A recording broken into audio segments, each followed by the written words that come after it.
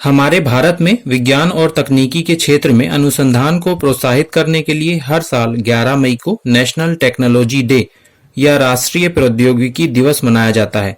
इस अवसर पर साइंस और टेक्नोलॉजी में रिसर्च को प्रमोट करने के लिए कुरान में दिए गए प्रोत्साहन और मार्गदर्शन के बारे में संक्षिप्त जानकारी आपकी सेवा में प्रस्तुत है। पहला ब्रह्मज्ञान या वही जो कल की अवतार मोहम्मद साहब पर अवतरित हुआ था, उसमें केवल 5 श्लोक या आयात थीं। कहा गया था, पढ़ना शुरू करो अपने पालनहार का नाम लेकर, जिसने बनाया मनुष्य को प्रारंभिक भ्रूण अवस्था यानी अलग से। पढ़ो क्योंकि तुम्हारा पालनहार बड़ा ही उदार है, जिसने पेन या लेखनी के द्वारा मनुष्य को वह ज्ञान प्रदान किया जिसे वह न जानता था। इन श्लोकों में दिए गए सारांश को हम रिसर्च की भाषा में एक चार्ट से समझ सकते हैं।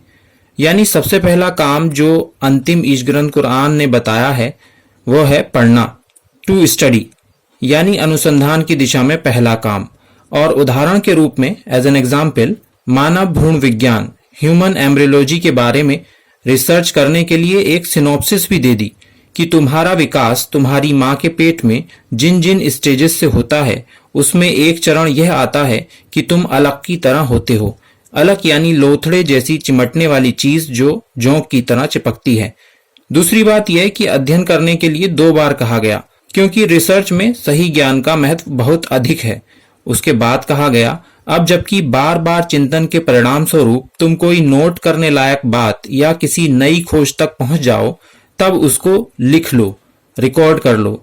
तो उसका रिजल्ट ये होगा कि इस नोट से, इस लेखन से मानव जाति, आम इंसान वे चीजें, वे बातें जान जाएगा जो उसे पहले पता नहीं होंगी। तो ये थी अनुसंधान के प्रोत्साहन के बारे में कुरान की कुछ मार्गदर्शक बातें। अगर जानकारी पसंद आई हो तो लाइक करें, शेयर करें, ना पसंद आई हो तो अनलाइक करें, और साथ ही पसंद ना आने का कारण कमेंट बॉक्स में जरूर बताएं, जिससे कि उन बातों पर डिस्कस हो सके और भविष्य में और बेहतर जानकारी आप तक पहुंच सके। सब्सक्राइब करना ना भूलें, जिससे कि हम जल्द मिल सकें कुछ और विषयों पर इस्लाम धर्म के मार्गदर्शन से संबंधित जानकारी के साथ। अभी दें अनुमति। धन्यवाद।